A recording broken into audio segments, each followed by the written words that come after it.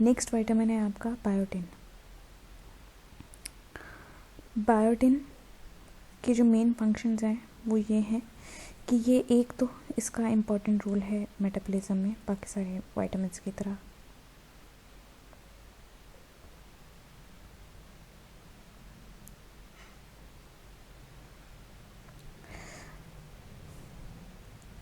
तो ये एक्ट करता है एज अ कोएंजाइम, ठीक है। दूसरा ये TCA साइकिल में बहुत इम्पॉर्टेंट होता है। TCA cycle try carboxylic acid cycle है, ठीक है। ये साइकिल आपका यूज़ हो रहा होता है कार्बोहाइड्रेट मेटाबॉलिज्म में, ठीक है। तो ये TCA साइकिल में यूज़ होता है, ठीक है। इसके अलावा ये ग्लूकोनियोजेनेसिस में, फैटी एसिड सिंथेसिस में और fatty acid breakdown of fatty acids and amino acids, इन सब में यूज़ हो रहा होता है। ग्लूकोनियोजेनेसिस क्या है? ग्लूकोनियोजेनेसिस है नए सिरे से ग्लूकोज बनाना। जब बॉडी के पास कार्बोहाइड्रेट ख़त्म हो जाता है, कार्बोहाइड्रेट डिपॉजिट्स ख़त्म हो जाते हैं जैसे ग्लूकोज एंड ग्लाइकोजन, तो फिर बॉडी ग्लूकोज बनाती है फैट से और प्रोटीन से, उसको कहते हैं ग्लूकोनियोजेनेसिस, ठीक है। तो बायोटिन ग्लूकोनियोजेनेसिस में भी यूज़ होता है, फैटी एसिड सिंथेसिस में भी यूज़ होता है और ब्रेकडाउन में भी यूज़ होता है और अमीनो एसिड ब्रेकडाउन में भी यूज़ होता है, ठीक है। अच्छा, इसको आप इस तरीके से याद रखेंगे कि बायोटिन बहुत ज़्यादा मार्केट में अवेलेबल है as a supplement for hairs, nails and skin, ठीक है। तो हेयर्स और नेल्स के लिए बहुत ज़्यादा ये वाइडली अवेलेबल है और लोग अपने बालों और स्किन के लिए अक्सर इसको एज अ सप्लीमेंट लेते हैं, ठीक है। तो आप उसको इस तरीके से याद रख सकते हैं, ठीक है। ग्रीन कलर में ये ग्रीन कलर के सप्लीमेंट ज़्यादातर ग्रीन कलर में ये अवेलेबल होता है, और तो कलर कोई भी हो सकता है but it's usually green. Food sources क्या हैं बायोटिन के? सबसे पहली बात ये कि वैरायटी ऑफ फूड्स में होता है, इसका मतलब है वाइड स्प्रेड है, ये काफ़ी फूड्स में अवेलेबल है ये, ठीक है। एग योक में होता है, ठीक है। और इसके अलावा ये प्रेजेंट होता है नट्स में, सीड्स में और वेजिटेबल्स में, ठीक है। कुछ बायोटिन जो है वो हमारे GI ट्रैक्ट में जो बैक्टीरिया होता है वो भी बनाता है, ठीक है। Although it's not that much absorbed, ठीक है, तो इसलिए हम इसके बारे में इतना जिक्र नहीं करते, ठीक है।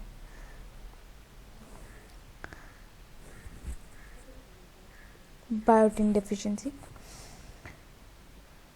बायोटिन हमें बहुत स्मॉल अमाउंट में चाहिए होता है, ठीक है। और दूसरी बात ये कि इतनी स्मॉल अमाउंट में ये चाहिए होता है और दूसरा ये वाइड स्प्रेड भी होता है, तो एज सच हमें डिफिशिएंसी कम होती है इसकी, हो सकती है अनलेस एंड अनटिल आपकी कोई मेटाबॉलिक कंडीशन है या आप अपने प्रॉपर्ली फूड्स नहीं ले रहे हैं, तो अब आपको हो सकती है, ठीक है। लेकिन कहते हैं जो रिकमेंडेशन है वो यही है कि ये आपको बहुत कम अमाउंट में चाहिए होता है, ठीक है। डेफिशिएंसी रेयरली अकर होती है, लेकिन अगर होगी तो उसमें ये होता है स्किन रैश, हेयर लॉस और न्यूरोलॉजिकल इम्पेयरमेंट होती है, ठीक है। क्योंकि मैंने आपको बताया कि बायोटिन आपकी जो है उसमें स्किन और हेयर्स के लिए इट्स गुड, स्किन के लिए अच्छा है, हेयर्स के लिए अच्छा है, नेल्स के लिए अच्छा है, तो डेफिशिएंसी भी उसी से रिलेटेड होगी। अच्छा, अगर आप तकरीबन 2 डज़न मतलब 12 ठीक है, 2 डज़न आप रॉ एग वाइट्स रोज़ाना खाएं सेवरल मंथ्स के लिए, तब जाके इस तरह की डिफिशिएंसी का सिम्टम अकर होता है, ठीक है। तो इट्स इसीलिए रेयरली अकर करती है, ठीक है। और इसका कोई अपर लिमिट जो है सेट हुई नहीं है, क्योंकि इसमें जब डिफिशिएंसी बहुत कम होती है तो टॉक्सिसिटी भी ऐसे इसमें नहीं होती है, ठीक है। तकरीबन इसकी जो अमाउंट है वो एडिक्वेट इनटेक, ठीक है, रिकमेंडेड डेली अलाउंस भी इसकी सेट नहीं हुई भी है सच। एडिक्वेट इनटेक जो है वो है 30 UG per day, chief functions जो हैं वो एज अ कोएंजाइम एक्ट कर रहा है, ठीक है। और fat synthesis, amino acid break down, glycogen synthesis, इन सब में इम्पॉर्टेंट होता है। सिग्निफिकेंट सोर्सेज जो हैं वो इसकी liver, egg yolk, soybeans, fish, whole grains और जीआई ट्रैक्ट का बैक्टीरिया भी है। लेकिन बेसिकली अगर हम देखेंगे तो हम देखेंगे कि एग योक में और नट्स में, सीड्स में, ऑर्गन मीट्स में, जितनी भी ऑर्गन्स होती हैं जैसे लिवर हो गया, किडनी हो गया, ठीक है, ऑर्गन मीट्स में, और उसके बाद आपकी वेजिटेबल्स में, फिर उसके बाद होल ग्रेन्स में होता है। डिफिशिएंसी सिम्टम्स इसके हैं lethargy, hallucinations, scaly rash around nose, eyes, mouth and hair loss, ठीक है। स्केली रैश और हेयर लॉस, ठीक है, ये होता है। वरना न्यूरोलॉजिकल सिम्टम्स जो हैं वो डिप्रेशन, लेथार्जी, हेलुसिनेशंस हैं। टॉक्सिसिटी नहीं रिपोर्ट हुई है, तो इसकी टॉक्सिसिटी नहीं होती है। उसके बाद आपका जो विटामिन है it's pantothenic acid.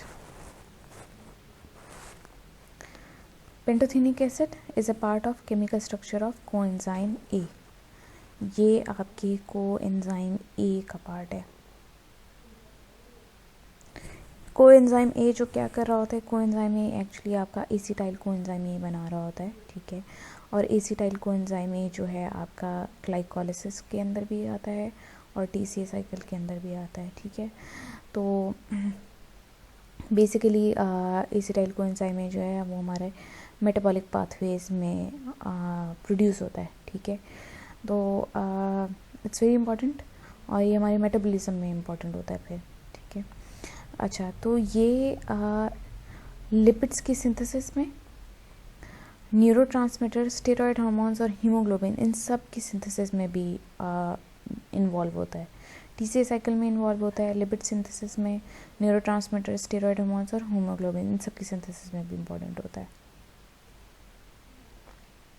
Food sources, pantothenic भी बायोटिन की तरह फूड्स में वाइड स्प्रेड है। हम टिपिकली अगर आप कोई भी हम खाना खा रहे हैं, ठीक है, तो उससे हमें पेंटोथेनिक एसिड मिल जाएगा, ठीक है। जो इसकी गुड सोर्सेज हैं वो हैं, मतलब वाइड स्प्रेड तो वैसे है, लेकिन जो फूड्स जो इसमें ज़्यादा रिच हैं वो हैं beef, poultry, whole grains, potatoes, tomatoes and broccoli. इन सब में ये थोड़ा ज़्यादा अमाउंट में होता है।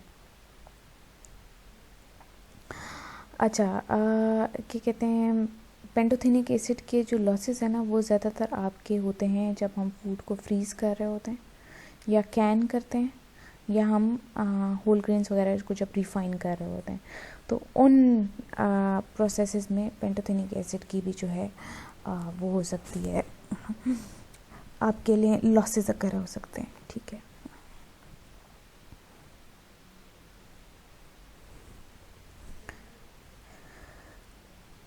पेंटोथेनिक एसिड की जो रिकमेंडेशन है वो ये है कि डेली लॉसेस भी होते हैं और डेली रिप्लेसमेंट भी हो जाती है फूड के ज़रिए से, ठीक है।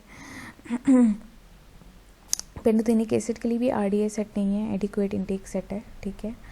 और पेंटोथेनिक एसिड की जो डेफिशिएंसी है वो बहुत ज़्यादा रेयर है, ऐसा होती नहीं है, ठीक है।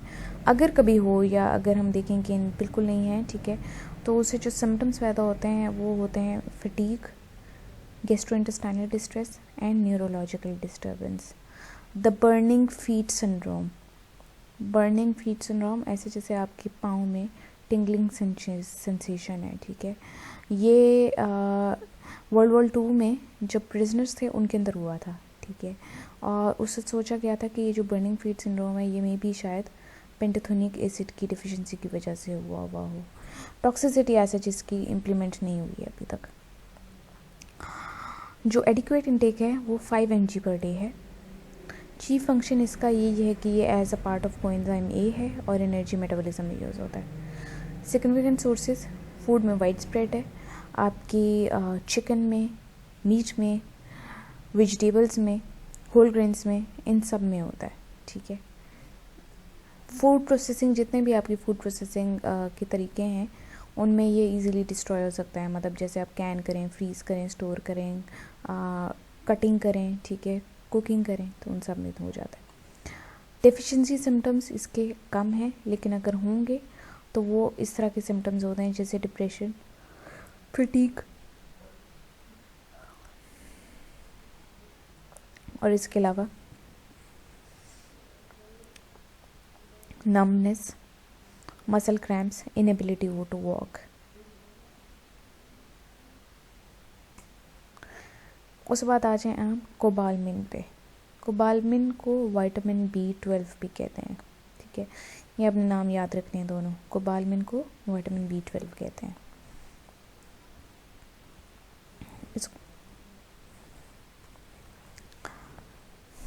विटामिन B12 और फॉलेट ये आपस में काफ़ी क्लोजली रिलेटेड हैं, ठीक है, और इनका जो एक्टिवेशन है वो एक दूसरे पे डिपेंड करती है, ठीक है। एक होगा तो दूसरा भी एक्टिवेट हो जाएगा, दूसरा होगा तो पहला एक्टिवेट हो जाएगा, ठीक है। अच्छा, विटामिन B12 क्या करता है, वो फॉलेट को एक्टिवेट करता है, ठीक है, फॉलेट को एंजाइम को। इसी तरीके से फॉलेट जो है विटामिन B12 को एंजाइम को एक्टिवेट करता है। और ये करते कैसे, विटामिन B12 मिथाइल ग्रुप को रिमूव करता है और फोलेट मिथाइल ग्रुप देता है, ठीक है, और इस तरीके से दोनों जो हैं एक दूसरे को एक्टिवेट करते हैं, ठीक है। अच्छा, विटामिन B12 का काम क्या होता है, इसका वैसे ही काम है जैसा फोलेट का है। ये अमाइनो एसिड्स की रीजनरेशन में, मीथेनिन बनाने में और DNA और RNA की सिंथेसिस में काम करता है, ठीक है। तो क्या कर रहा है ये, अमाइनो एसिड मीथेनिन बनाने में और DNA और RNA की सिंथेसिस में हेल्प करता है, ठीक है। उसके अलावा क्या करता है, नर्व फाइबर्स के इर्द गिर्द एक प्रोटेक्टिव शीथ बनाता है, ठीक है। उसके अलावा बोन सेल्स एक्टिविटी के लिए इम्पोर्टेंट होता है, ठीक है, बोन मैरो वगैरह में जो एक्टिविटी हो रही थी उसमें इम्पोर्टेंट होता है। तो ये सब फंक्शंस हैं आपके विटामिन B12 के। उसके बाद आते हैं आपकी vitamin B12 food sources. Vitamin B12 क्या है, ये आपके तकरीबन सारे एनिमल फूड्स में प्रेजेंट होता है। ये आप याद रखिएगा कि वाहिद विटामिन है जो जिसकी ज़्यादा अमाउंट्स जो हैं आपको एनिमल फूड से मिल रही होती हैं, ठीक है। सबसे ज़्यादा जो इसकी बायोअवेलेबिलिटी ग्रेटेस्ट होती है वो होती है मिल्क में और फिश में। अब इसमें एक बात आ जाती है, वो वीगन्स जो बिल्कुल ही एनिमल प्रोडक्ट्स नहीं लेते उनको वीगन कहते हैं, जो बिल्कुल एनिमल प्रोडक्ट नहीं लेते, ना मिल्क लेते हैं ना एग लेते हैं, कुछ भी नहीं, ठीक है। तो वो वीगन जो बिल्कुल एनिमल प्रोडक्ट्स रिस्ट्रिक्ट कर देते हैं, ठीक है, तो उनको फिर विटामिन B12 के सप्लीमेंट्स लेने चाहिए या फोर्टिफाइड फूड लेना चाहिए जिसमें विटामिन B12 ऐड करवाया गया हो, ठीक है।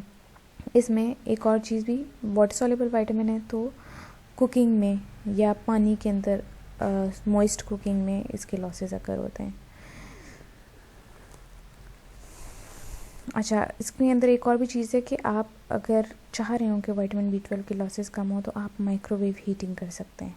जब भी मतलब खाना एक बारी पका लिया, उसको अगर आपने रीहीट करना है तो माइक्रोवेव रीहीटिंग करने से विटामिन B12 रिटेन रहता है, ठीक है। लेकिन ये जो है ये आपका ट्रू है for most of the vitamins जो वाटर सॉल्युबल हों या जो हीट से स्टेबल ना रहें, ठीक है। लेकिन विटामिन B12 के केस में ये उल्टा हो जाता है, विटामिन B12 के केस में ये इनएक्टिवेट हो जाता है। तो माइक्रोवेव रीहीटिंग आपने अवॉइड करनी है, ठीक है। अच्छा, इसकी जो सोर्सेज हैं वो हैं dark green leafy vegetables, legumes, liver, fruits, ये सब के सब जो हैं नेचुरली फॉलेट में रिच हैं, ठीक है। अब अगर आप विटामिन B12 करें तो उसमें आपका आ जाता है लिवर, ठीक है, लिग्यूम्स, और उसके बाद आप लिवर, लिग्यूम्स, ठीक है, और आपका मिल्क और आपकी सारे बाकी मीट सोर्सेज, ठीक है। तो ये थोड़ा सा डिफरेंस है, ऑल तो दोनों सेम है विटामिन, लेकिन अगर आप देखेंगे तो विटामिन B फॉलेट जो है वो थोड़ा सा वेजिटेबल्स में रिच है और vitamin B12 is rich in meets. और विटामिन B12 आपका जो है it's all about animal food, ठीक है। तो फिश, एग, मिल्क और बाकी सारे एनिमल फूड इनमें काफ़ी ज़्यादा अमाउंट्स में होता है। इसकी रिकमेंडेशंस जो हैं they are 2.4 microgram for an adult. ठीक है। Vitamin B12 deficiency. अच्छा, विटामिन B12 डेफिशिएंसी जैसे बाकी विटामिन से डिफरेंट था कि ये आपको सिर्फ एनिमल फूड से मिलता है। ठीक है। वेजिटेबल फूड में ये कि या एनिमल प्लांट फूड में ये कि इधर इट्स लेस और इट्स फोर्टिफाइड और it's in very few quantities. ठीक है। It's not actually present, it's not naturally present actually. Fortified हो तो ठीक है। अच्छा, विटामिन B12 डेफिशिएंसी जो है वो यही है कि इसमें आपकी ये नहीं है कि अगर डेफिशिएंसी हो जाती है तो वो ये रिफ्लेक्ट नहीं करती कि इनटेक कम थी, वो नॉर्मली हमारी इनएडिक्वेट एब्जॉर्प्शन रिफ्लेक्ट कर रही होती है।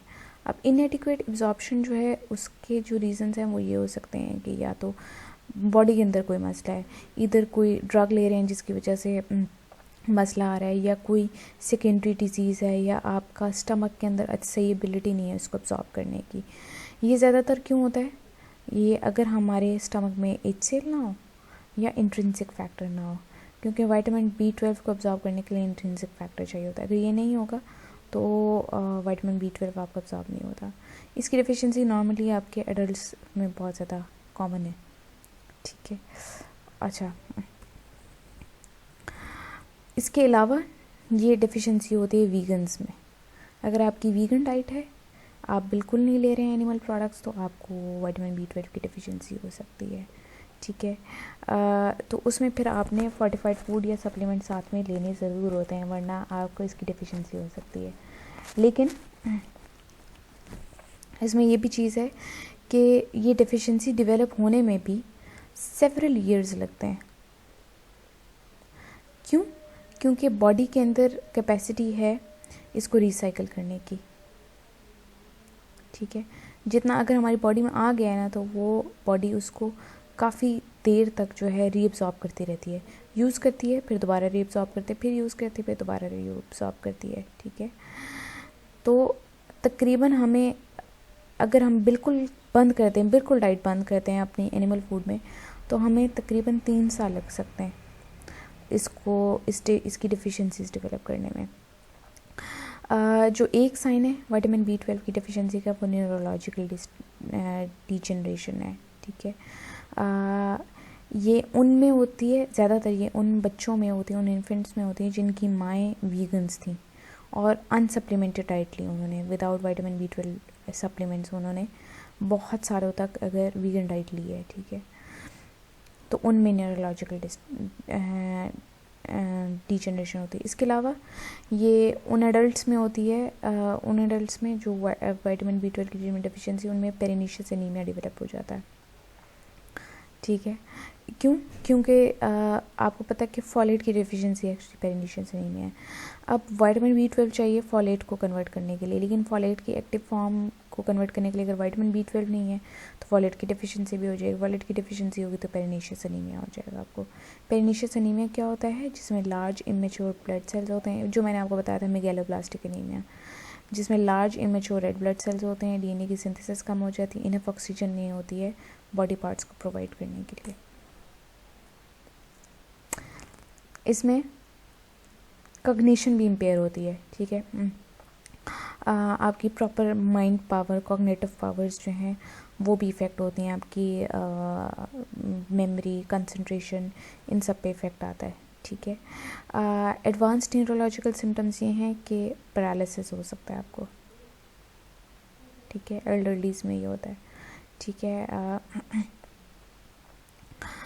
तो ये सब जो है आपकी विटामिन B12 डेफिशिएंसी सिम्टम्स है। समरी देखें आप।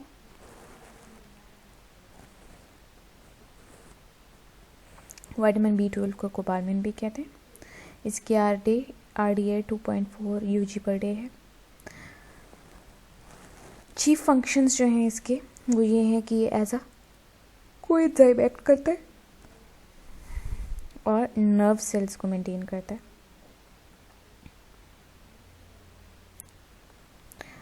सिग्निफिकेंट फूड सोर्सेज इसकी सारी की सारी एनिमल न्यूट्रिशन के फूड सोर्सेज हैं।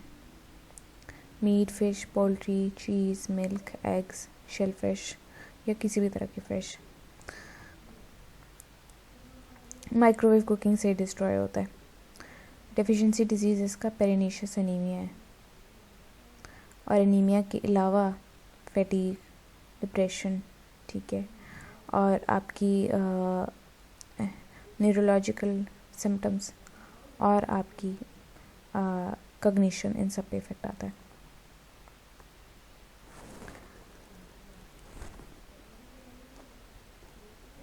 सो this is it for today. आगे जो है आपके रह गया है विटामिन सी रह गया, ठीक है, और इसके अलावा कुछ और विटामिन्स हैं जो एक्चुअली विटामिन्स नहीं हैं बट वो एक्ट करते हैं एज विटामिन्स, तो हम उनको भी गो थ्रू कर लेंगे ताकि आपको एटलीस्ट पता हो कि व्हाट आर दोज न्यूट्रिएंट्स। कोई ये ना हो कि आपने बिल्कुल ही नया नाम सुना हो। तो कुछ और आपके कुछ हैं न्यूट्रिएंट्स हैं जो विटामिन लाइक एक्ट करते हैं, वाटर सॉल्युबल विटामिन्स की तरह एक्ट कर रहे होते हैं, but they water soluble vitamins होते नहीं हैं। थोड़ा सा उनको देखेंगे और विटामिन सी को देखेंगे, ठीक है। तो वाटर सॉल्युबल विटामिन्स में आपके बी कम्प्लेक्स विटामिन्स थे। बी कम्प्लेक्स विटामिन्स आपके ओवर हो गए हुए हैं और इसके अलावा आपका विटामिन सी रह गया, तो उसको हम आपके नेक्स्ट लेक्चर में देख लेंगे। So this is it for today. Thank you for concentration. अल्लाह हाफ़िज़।